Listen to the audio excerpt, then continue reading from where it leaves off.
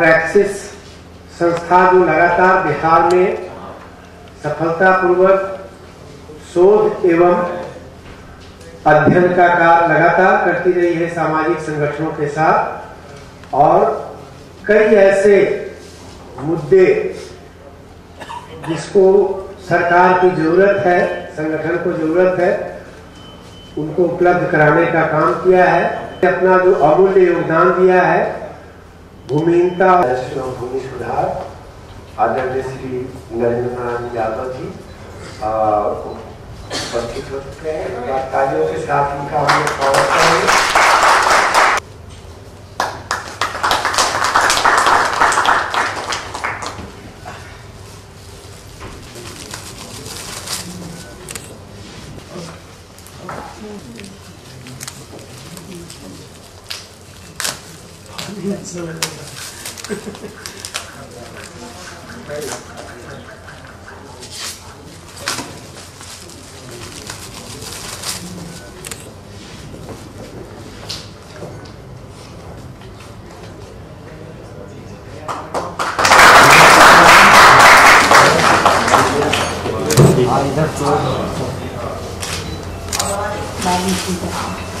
अनिंदो जी से निवेदन करूंगा कि वो इस सीमांकन प्रक्रिया के मुख्य नतीजों और निष्कर्षों का प्रस्तुतिकरण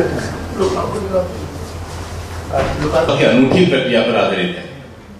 पूरे देश में संभवतः पहली बार संसाधनों से वंचित भूमिहीन मजदूरों और बटाईदारों के नेतृत्व में उनके सामूहिक विश्लेषण के आधार पर एक भूमि सीमांकन विश्लेषण करने की कोशिश की गई है।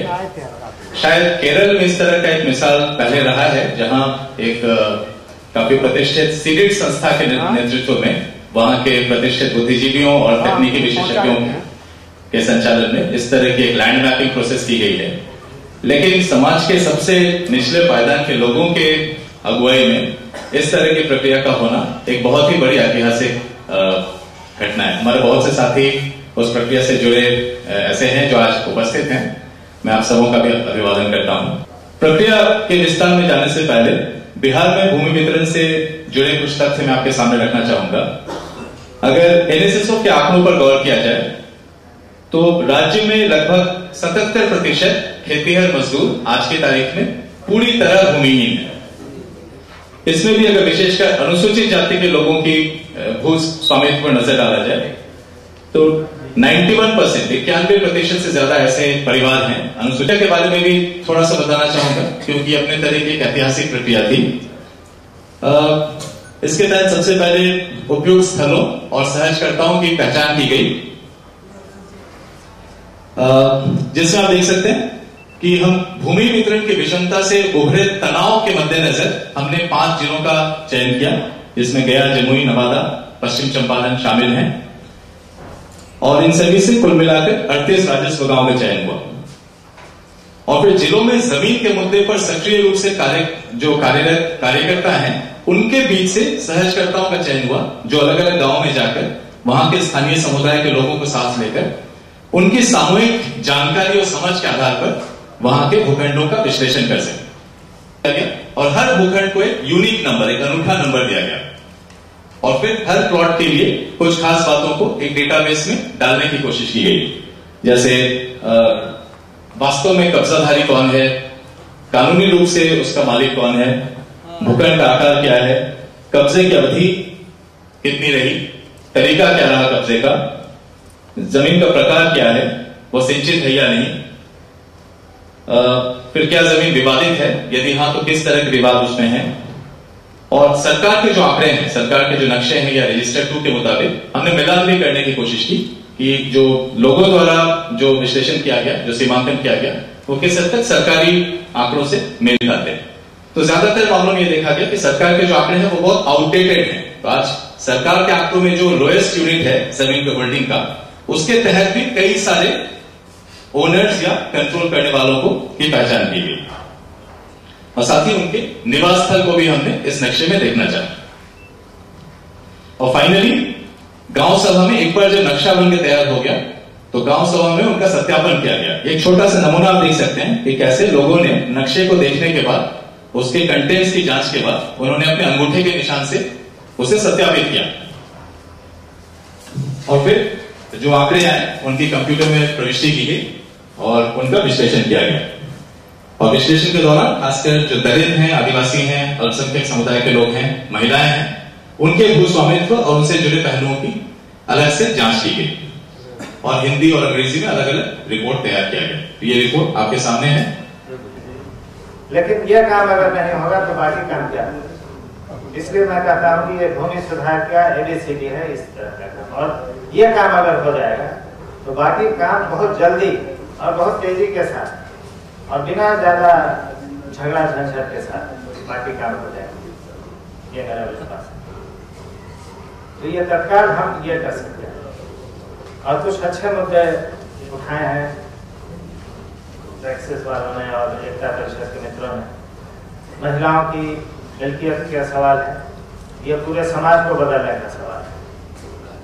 जैसे हम देखते हैं कि मुख्यमंत्री जी ने छोटा सा कदम उठाया कि 50% आरक्षण महिलाओं को दिया पंचायतों में, तो बिहार के ग्रामीण समाज की रंगत को बदल रही है। इस दृष्टि से 1-2-3 साल में ही इसका ये प्रभाव दिखता है, आगे और इसका अच्छा प्रभाव दिखता है। उसी तरह से जमीन की मिल्कियत में अगर महिलाओं को एक निश्चित भागीदारी दी जाए, न्यायोचित है 50% भागीदारी, लेकिन उससे भी ज्यादा सही न्याय यह है कि 100% जमीन की भागीदारी महिलाओं को देती है, क्योंकि 100% घरों में महिलाएं रहती हैं, उनकी एक अहम भूमिका रहती है, परिवार उन्हीं से बनता है, तो 100% भूमि की मिल्कियत महिलाओं की। ये मूल्य के रूप में हम लोग मान सकते हैं और मानते भी हैं बहुत सारे लोग, लेकिन व्यवहार में भी इसको लाया जा सकता है, बहुत कठिन नहीं है। भूदान की जमीन के वितरण के संबंध में हमने ये काम शुरू किया कि भूदान की जो भी जमीन बटेगी 90-95% महिलाएं ही उसकी मालिक बनाएंगे।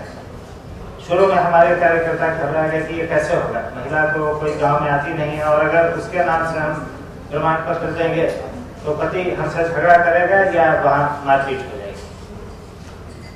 मैंने कहा कि प्रयास कीजिए, देखिए क्या अनुभव आता है। और अनुभव ये आया कि बहुत आसानी से जिन लोगों को इस पर विश्वास नहीं था वो लोग ये काम करने लगे, और आज 90 से 95% तक जो प्रमाण पत्र बटा है पिछले 3 सालों में, वो महिलाओं के नाम से बटा है। और कहीं वो जानकारी यहाँ प्रस्तुत है, जिन जिलों का, जिन गाँव का, जिन प्रखंडों का इन्होंने वर्णन किया है, दौरा किया है, वो एक आधार हो सकता है पूरे राज्य के अध्ययन के लिए और शोध के लिए। गैर सरकारी संस्थाएं हैं, तत्परता से, संरक्षण विभाग से ये काम करते हैं, लेकिन सरकार के स्तर से कुछ सहायता हो, सहयोग हो, संसाधन हो, तो ऐसे प्रतिबद्ध लोगों की टोली से इस काम को कराया जा सकता है।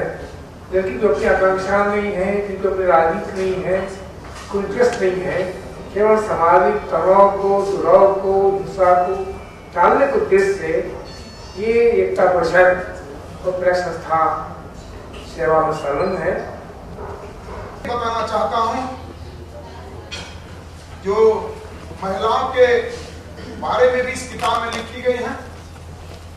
हमारी सरकार ने प्रयास किया है कि लैंड सीलिंग के तहत जो जमीन सुरक्षित श्रेणियों को हम देंगे, अब 50% हम उसमें महिलाओं को मैनेजर किया, यानी किसी को अगर 10 एकड़ जमीन निकलती है तो 5 एकड़ जमीन महिलाओं के नाम से पट्टा देंगे, जो आपने किताब में लिखा, आपने सुझाव को देने का काम किया। तो इसलिए डॉक्टर साहब की बातों को मैं दोहराना नहीं चाहता, उन्होंने सारी बातों को आपके सामने रखने का काम किया है। और फिर इस किताबों में जो सुझाव आए हैं, मैं निश्चित रूप से उन सुझाव पर विचार करूंगा, हमारी सरकार विचार करेगी। और फिर मैं आपको विश्वास दिलाना चाहता हूं, आप भी समय समय पर अपने विचारों से सरकार को अवगत कराएंगे, निश्चित रूप से हमें भी काम करने में सुविधा मिलेगी। जिन्होंने विकट परिस्थितियों में भी इस भूमि की मांग प्रक्रिया को किया, ये जानते हुए इसमें काफी जोखिम भरा है। तो प्रक्रिया शुरू हो रही थी तो काफी सारे भी, और बाकी जोखिमों को भी सामना करते हुए इन्होंने इस सीमांकन प्रक्रिया को पूरा किया है।